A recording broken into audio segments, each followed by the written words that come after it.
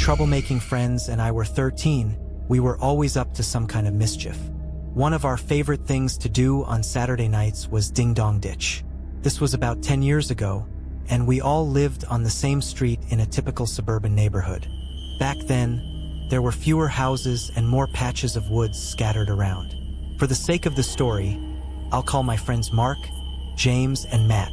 Usually, either Mark or James were the ones brave enough to run up to houses and ring the doorbells. Matt and I preferred to hide right away, avoiding the action but still enjoying the chaos. We'd hit about 5 or 6 houses in a row, each time watching as the confused men who answered the door stepped out onto their porches, yelled a few words, and eventually went back inside. For some houses, we couldn't resist ringing the bell twice just to see if we could get a better reaction. I remember one guy threatening to call the cops after the second ring, which sent all of us sprinting down the street, laughing and out of breath. Our neighborhood wasn't fully developed back then. In fact, there were still patches of woods where houses stand today. When we moved to the next block over, the houses there looked more worn down, the lawns unkempt, and the whole area just had a different vibe. The first house we spotted had tall grass, an old beat-up car with a cover on it, and an overall run-down appearance. It was right across the street from a patch of woods, which gave us the perfect hiding spot. Mark, ever the bold one, ran up to ring the bell. He barely made it back across the street before the door opened. This time, a huge, stocky man stepped out, visibly furious right from the start. Unlike the other men who had opened their doors earlier, this guy didn't just step out for a quick look. He stormed around his front yard, angrily checking the bushes and yelling threats. We couldn't help but laugh quietly as we crouched in our hiding spots, thinking this was just like every other house we'd pranked that night. But Mark, feeling braver than I ever would in that situation, decided to push his luck. After waiting a few minutes, he crept back to the house and rang the bell again. This time, the man came out much quicker, and with a rifle in his hands. Our hearts stopped as we watched him angrily search his yard again. This time looking behind his car, the trees, and even standing in the middle of his lawn, seemingly deep in thought. He suddenly stopped, and we froze as his gaze locked onto the woods where we were hiding. Me, Matt, and James exchanged panicked glances and ducked lower, hoping he hadn't seen us. After what felt like forever, the man finally turned and went back inside.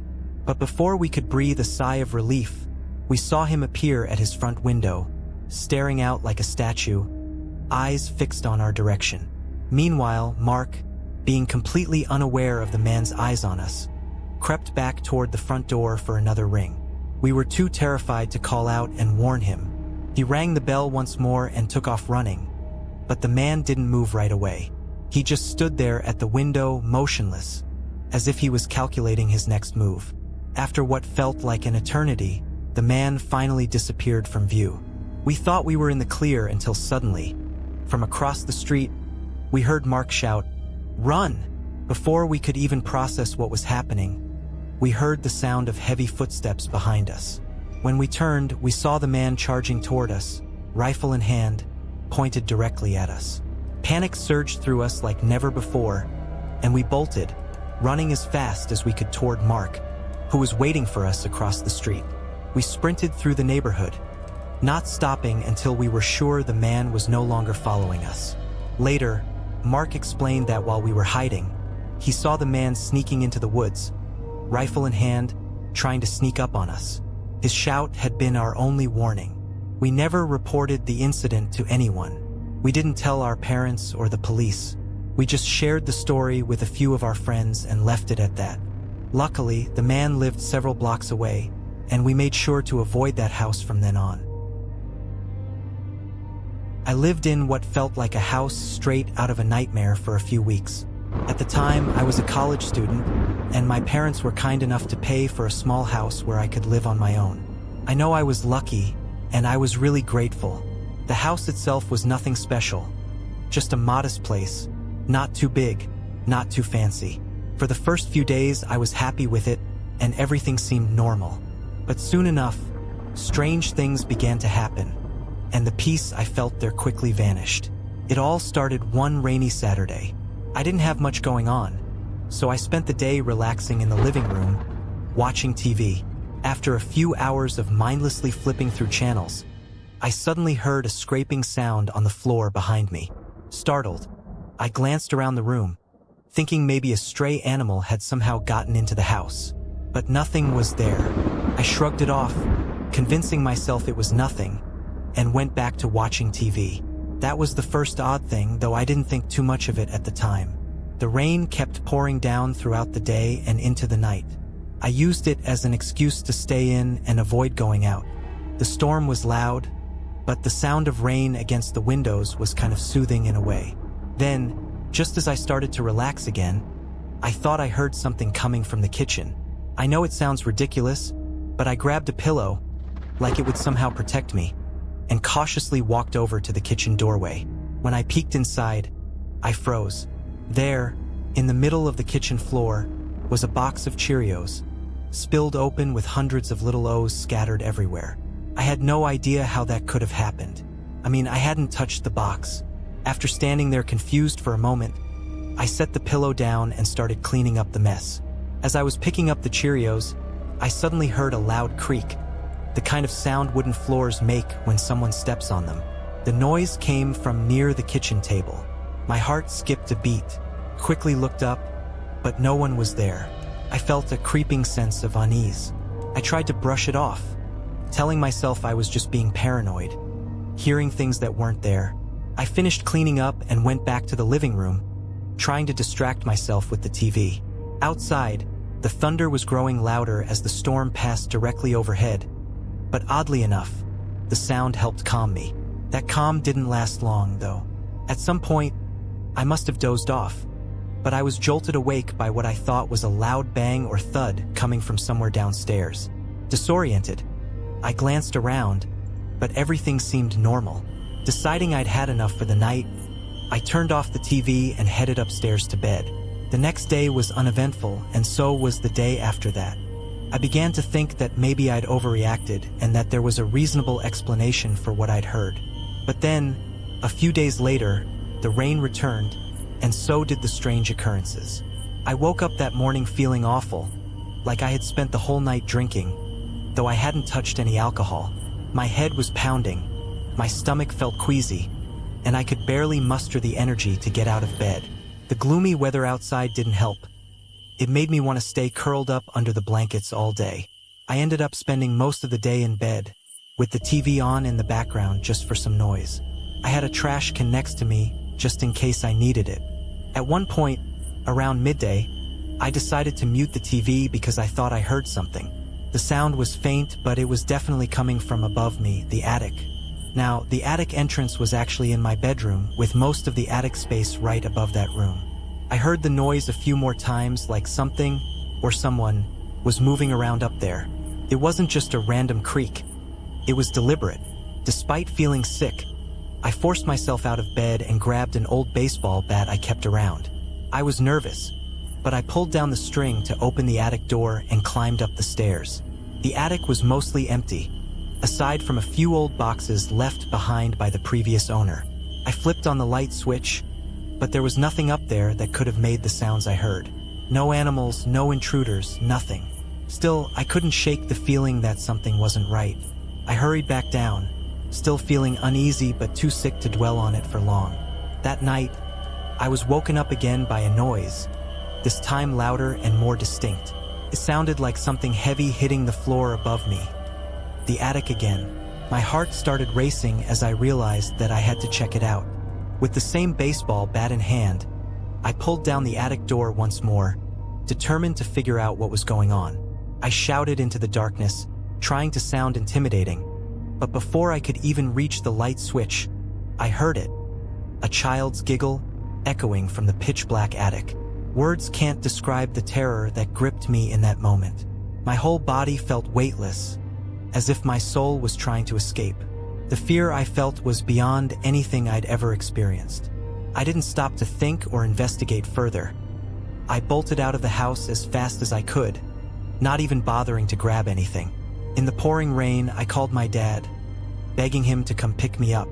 I was shaking and barely able to explain what had happened, but he could tell from my voice how terrified I was. The next day, My parents helped me pack up everything, and I moved back home. To this day, I'm convinced that what I experienced in that house was paranormal. I've never gone back, and honestly, I never want to. When I was 20 years old, I worked as a maid for an elderly lady named Mel for a few weeks. She lived in a massive, but very old house that sat on a large piece of land. The house had potential to be beautiful. It sat on 2 acres, surrounded by woods on 3 sides, with the road on the 4th. But Mel didn't seem to care much about the property. The house itself was ancient, mostly made of wood, and had an incredibly dark and gloomy atmosphere. The interior was dimly lit, and she always kept the blinds closed for reasons I couldn't understand.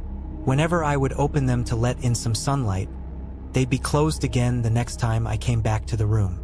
Mel even lit some of the rooms with candles, which only made the place feel more eerie and old-fashioned. The floors were just as unsettling. Every single step I took caused the wooden planks to creak, no matter where I walked. It was as if the house itself was groaning under the weight of its own age. Mel was around 70 years old and had a strange, quiet demeanor. Most of the tasks she gave me were physical things she couldn't do herself anymore. Sweeping, dusting, washing dishes, doing laundry, sorting through mail. It was pretty straightforward, and at first I didn't think much of her odd behavior. One weekend, Mel asked me if I could stay the night at her house. She mentioned that she lived alone and had plenty of spare bedrooms, so it wouldn't be a problem. I agreed, though I didn't think too deeply about why she'd want me to stay. The house was old and creepy, but I figured it was just for a night or two. This story takes place on that Friday night and into the next morning. When I arrived that day, I didn't exchange many words with Mel. She wasn't the talkative type, so I was used to it by then. I carried my backpack, full of clothes and toiletries, into the bedroom I'd be staying in. As I turned to leave, I saw Mel standing silently in the doorway.